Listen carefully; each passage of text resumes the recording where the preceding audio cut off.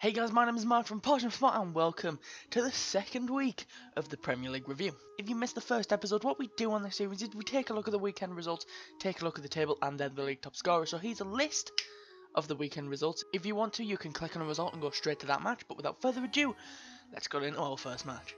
So we start off with Stoke versus Manchester City. 30 minutes into the match, Manchester City had a corner, but they would get more than they bargained for. Ryan Shawcross was tugging at Otamendi's shirt and Mike Dean awards a penalty to City. Sergio Aguero steps up to take and smashes the ball past Shea Given. After missing two penalties midweek in Romania, you can bet he felt relieved to finally put one in the back of the net. Less than 10 minutes later, City would double their lead, and who else but Sergio Aguero again.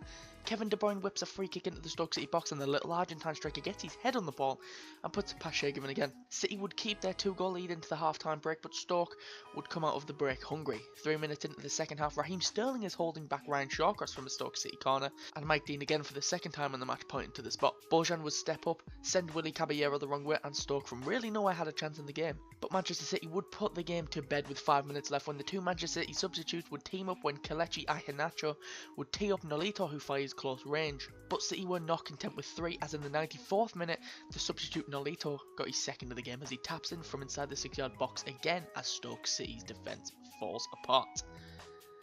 City ended up winning the game 4-1, and it was a very different side from the Sunderland game last week. They were more clinical and totally dominated this match.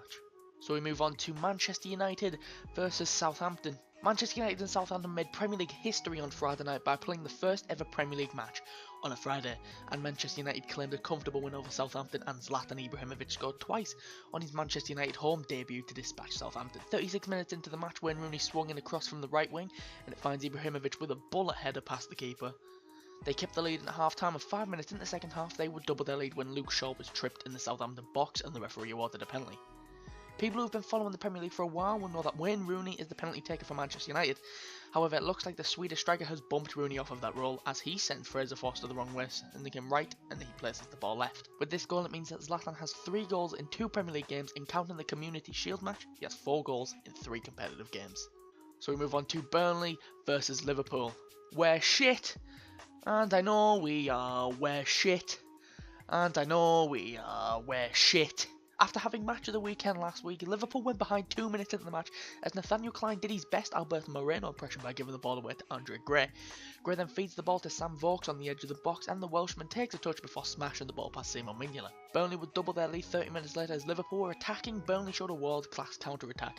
Picking up the ball with Stephen Defoe, he lays the ball off to Andre Gray, who skips past 2 defenders and slots the ball into the bottom left corner of the net. If you go and take a look at the stats of the game, Liverpool had about 80% possession, about 15 shots, but only about 4 of them were on target, and only a handful were inside the box.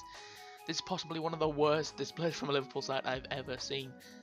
The passes were sloppy, and Burnley's backline was solid. They defended really well, and Liverpool were just not able to get past them. A well-deserved victory for Burnley as it finished 2-0. So we move on to Swansea versus Hull. Nothing happened in the first half, and it looked like nothing was going to happen in the second half. That was until the 79th minute when Sean Maloney hit a left-foot shot from point-blank range and put the ball into the bottom right corner for Hull. The game looked like it was going to win 1-0, but Hull were hungry for more, as in the 92nd minute, they would double their lead when Abel Hernandez struck a shot from the centre of the Swansea box into the bottom left corner following a pass from the other Hull goal scorer, Sean Maloney. That's 2 wins from 2 now for the newly promoted side, and this will come as a shock to many people. After facing the reigning Premier League champions last week and Swansea City this week, who are normally very solid at the back, and getting 6 points from a maximum of 6. So perhaps we could see another Premier League shock this season. I highly doubt it, but you know, it could still happen, alright? We move on to Sunderland versus Middlesbrough. The first Wales TEES derby in 7 years got off to a flying start for the newly promoted Middlesbrough, as 10 minutes into the match, Christian Stuani struck the ball from around 25 yards out as he sees his shot fly into the top corner. Stuani would double his tally for the day as Alvaro Negredo unselfishly squared the ball to Stuani for Boris' second. Sunderland were actually booed off of the pitch at half time after a half where they didn't test Borough goalkeeper Brad Guzan once. But they did improve in the second half, as in the 70th minute Patrick van Arnholt would give Sunderland fans a little bit of hope as he converts after Brad Guzan could only parry a Duncan Watmore effort. Even after this, Sunderland could not get another goal, and Middlesbrough's form from last week is still there. Even though they only came away with 1 point last week, many believe they should have had all 3. But Middlesbrough fans will be shouting the praises of their star loanee Alvaro Negredo.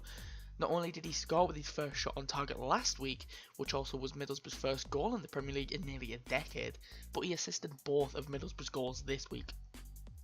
And not to mention the man who got both of Middlesbrough's goals this week, Christian Stuani, who on his debut for the newly promoted side getting himself 2 goals is not a bad start for your club. We move on to Watford versus Chelsea. We had to wait until the second half to get our first goal of this match, and it came from the home side as Etienne Capoue hits a left foot shot into the top left corner as the ball flies past Thibaut Courtois. Watford hopes were high as Chelsea left the comeback very late. In the 80th minute, the new Chelsea striker Batshuayi hit a right foot shot from the centre of the Watford box and he slotted it into the bottom right corner. And Chelsea would leave it late again like they did last week against West Ham, and it was the same man who scored against West Ham, Diego Costa. Diego Costa struck the ball from the left side of the box and it flies into the middle of the net, and the late goal once again secures Chelsea's perfect start to the season. We move on to West Brom versus Everton. 10 minutes was needed until one of these teams broke the deadlock, and the team was West Brom. Craig Gardner whips in a cross from a corner and Gareth McCauley is able to convert with his head from very close range into the right hand side of the net. West Brom fans were certain they were going into the half time with the lead, but in the 46th minute, Kevin Morales, who was back in the Everton side of this match, slotted the ball into the bottom right corner from the edge of the box, following a pass from Ross Barkley. Everton would come from behind as in the 60th minute, an unlikely goal scorer in Gareth Barry would head the ball from the right of the 6-yard area into the net following a Mason Holgate corner.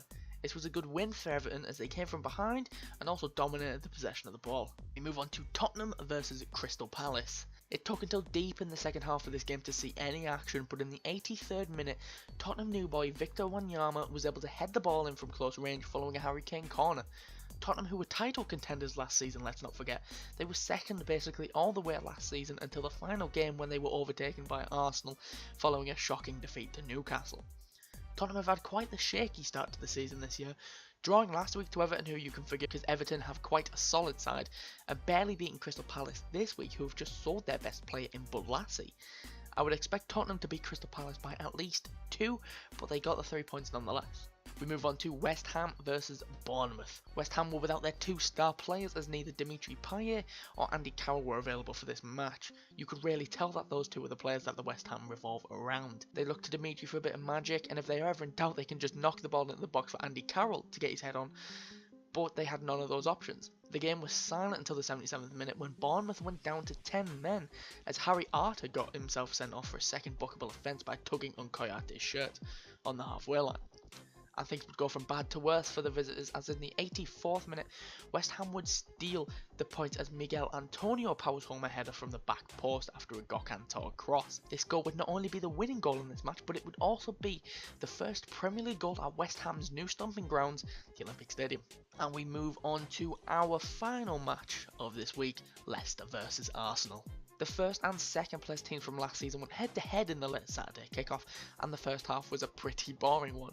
There are a few penalty appeals, but none of them were given, and Leicester City debutant Nampalys Mendy went off on his debut due to an injury.